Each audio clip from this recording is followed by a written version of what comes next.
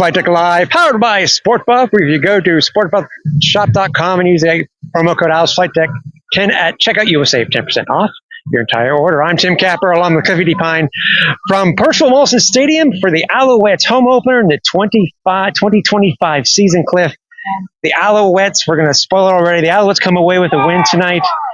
Coming into this game, obviously, it's, as we said before on the pod and other episodes of Flightdeck Live, preseason is preseason. You just got to wait until you get to the actual regular season itself. And by all means, this Alouette team, through week one, does look good.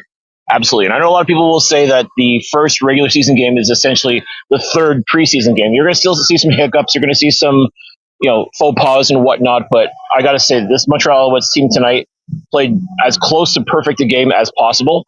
I mean, yes, there was interceptions, there was miscues. I mean, it was not perfect by any stretch, but I mean, as far as all three phases of the football, offense, defense, special teams, the Alouettes, they nailed it tonight. Yeah, just shy of 21,500 showed up here at Percival Molson Stadium to see this team play the Toronto Argonauts. And I guess what we can call it a rematch of the Eastern Final. This game wasn't even close to being as close as it was to the Eastern Final. It really wasn't. And I'm also very surprised because Chad Kelly didn't play tonight, so Nick Arbuckle came in, just like he did in the Eastern Final. Yeah. He willed the Argos to the Grey Cup, and he won the Grey Cup for the Argos.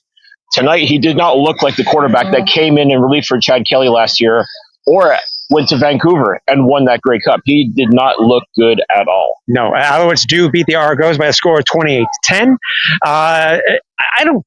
We see that 28 points on the board. It wasn't four touchdowns, but still it was just a combination of every type of single, I guess we could say, scoring play that the Alouettes could do tonight because, we saw that there were some issues when it came to the first half last year in the first quarter. The Alouettes were very good in the first quarter tonight.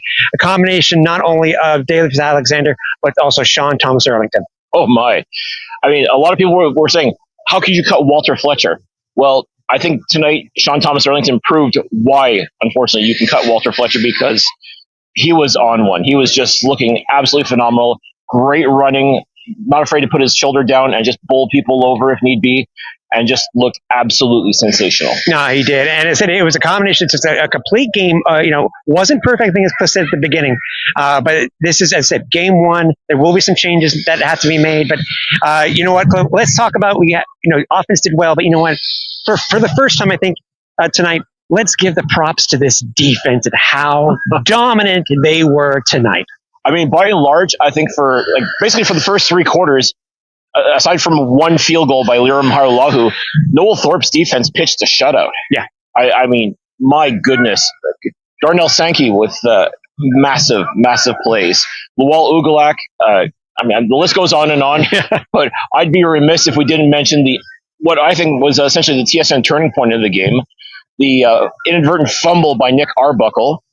Yeah. That looked like the play was dead, but Isaac Adeyemi Berglund, the uncrowned most outstanding Canadian of last year, he picked up the ball and ran it in for a touchdown. His first defensive touchdown, as far as I know. Well, definitely as an Alouette. I don't believe he's ever scored one before, but I mean, wow. What an absolutely heads-up play.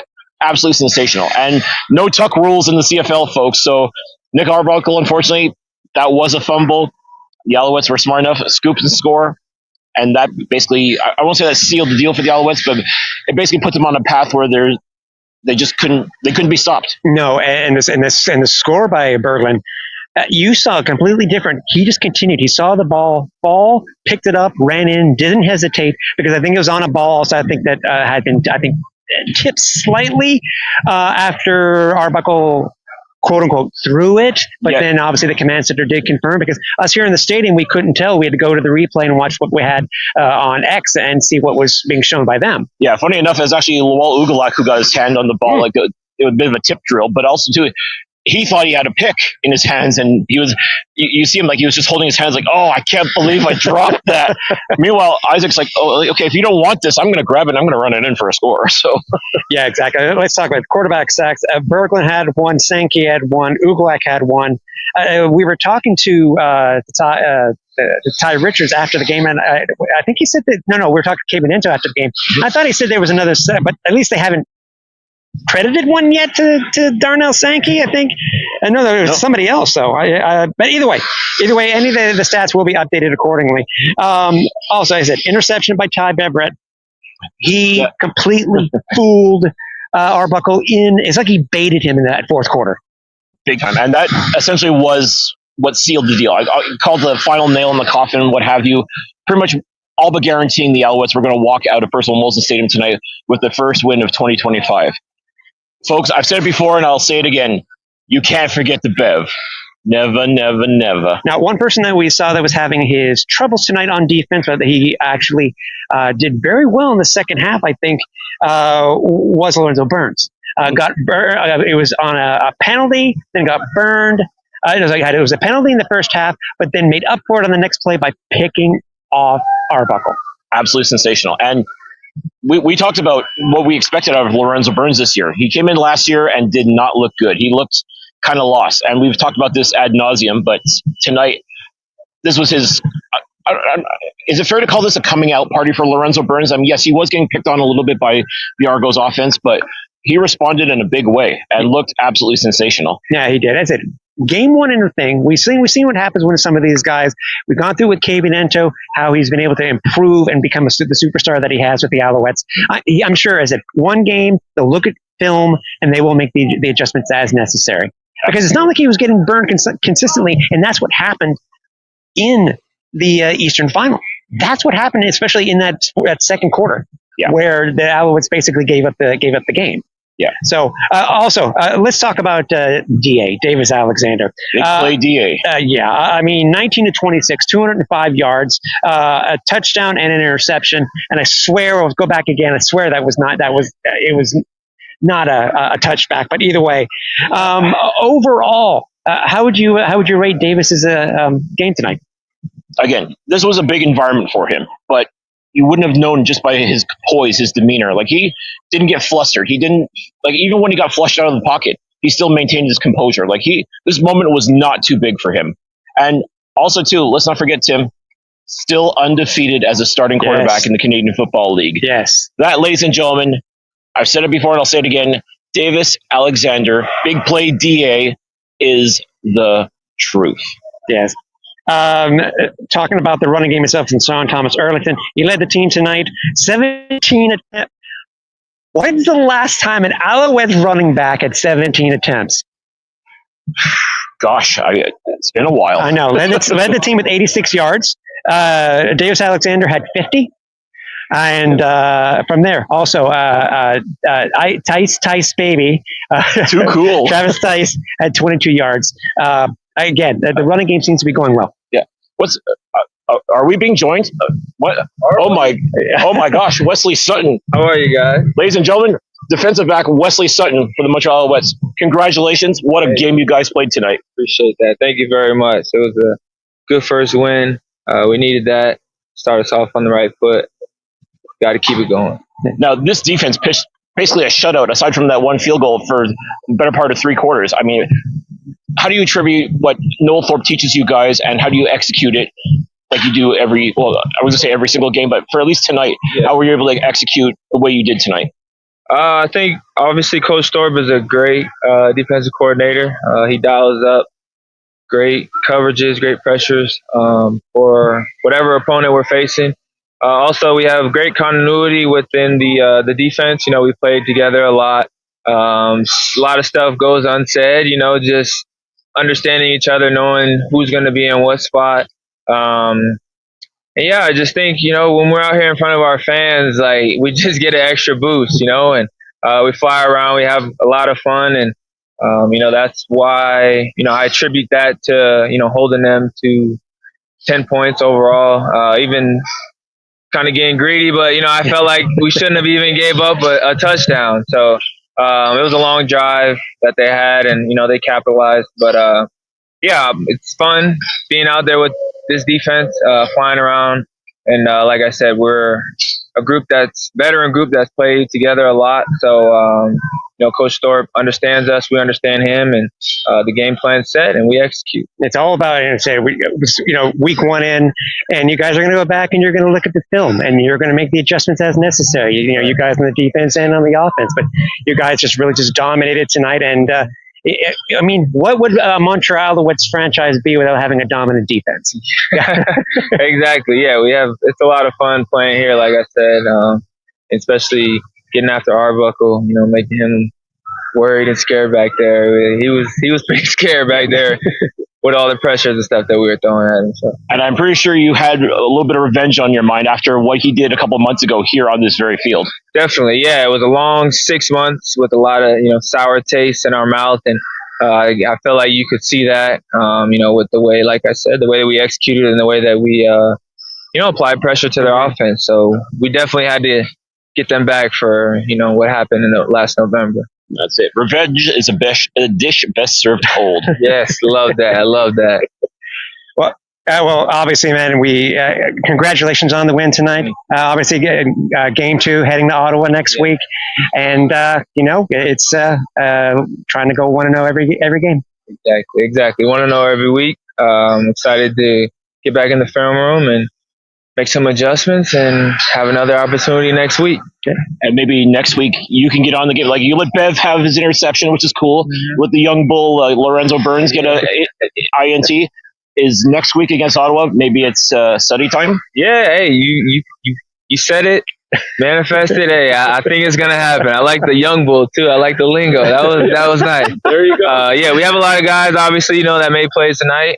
Berg got a fumble recovery for a touchdown, which is not surprising with his effort. He's always around the field, around the ball, and a heads up play tonight. Exactly. Yeah. Nobody stopped. He just continued. Exactly. To continue it out and pick the ball up and score. Without that, there would have been no immediate recovery, so they probably would have got the ball back, or I think it was second down, whatever it was. It wouldn't have been a touchdown. So, just heads up play. We had 3 turnovers, and hopefully next week I'll be able to get on the board. Yes, sir. That's why they say you got to play until you hear the echoes of the whistles. Exactly. Yeah. Awesome. Thank you so much again for joining us, Wesley. We appreciate it. Best of luck to you next week against Ottawa, and go enjoy the stub. Yes, we will. Thank you very much. Appreciate it. Thank you. Ladies and gentlemen, this is why I say you have to tune into Flightdeck Live. You never, ever know who's going to show up. No, you don't. So let's get some love to the receiving corps tonight. As we said, Davis Alexander had 205 yards.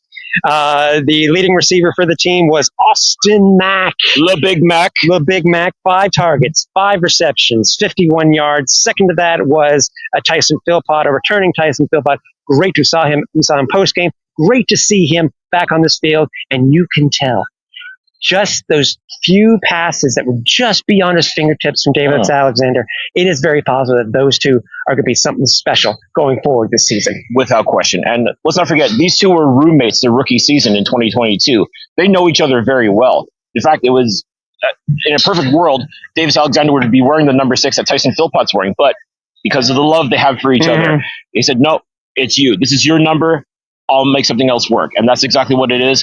The connection that you see with these two is infectious and instantaneous. You can see it right off the bat. That touchdown that Tyson caught was absolutely sensational. You know he wanted more, and you know he's going to be getting more later this season. Came close. We were talking post game, and they said it's just beyond his fingertips. And the first one in the first quarter just went beyond. DA went right back to him again, got him that touchdown. He did score the only receiving touchdown of the game itself. But you know what? In this game tonight, where the defense really stood firm, that's all.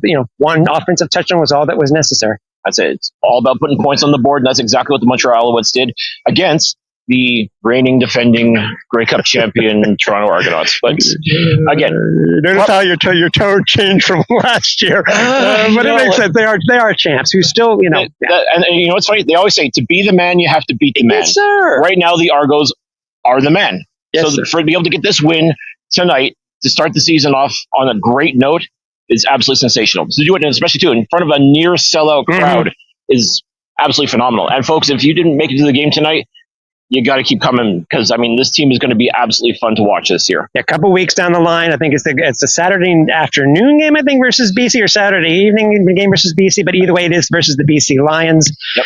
I want to talk about one thing before we go, is that, I've been trying to look at how the Alouettes can improve, and when they do so, when it comes to their first drives of either the first or second half. The Alouettes had a first drive touchdown in the second half tonight for the first time in I don't know how long.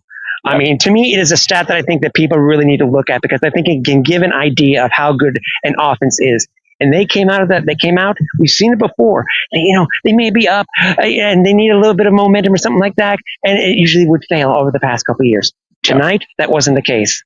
Absolutely, Davis got them that touchdown.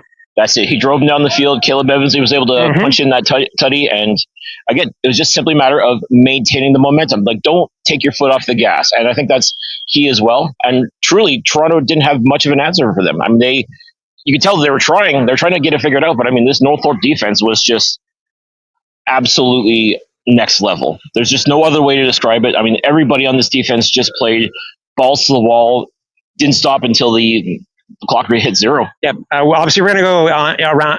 We're going to go over the stats in more detail on the podcast on Wednesday. But I can tell you this, Cliff: the Alouettes tonight had 55 offensive plays for 354 yards, an average of 6.4 per game. My goodness! I mean, that you love to see it. I mean, we talk about the defense and how important it is. Defense does win championships without question, but you got to put points on the board. You got to make offensive plays happen. And tonight, this Montreal Alouettes team in this new generation, this new era, if you will, with big play DA, they did exactly that. They answered the call. Yes, sir. And again, stay tuned to all of our socials for any other information that may come out.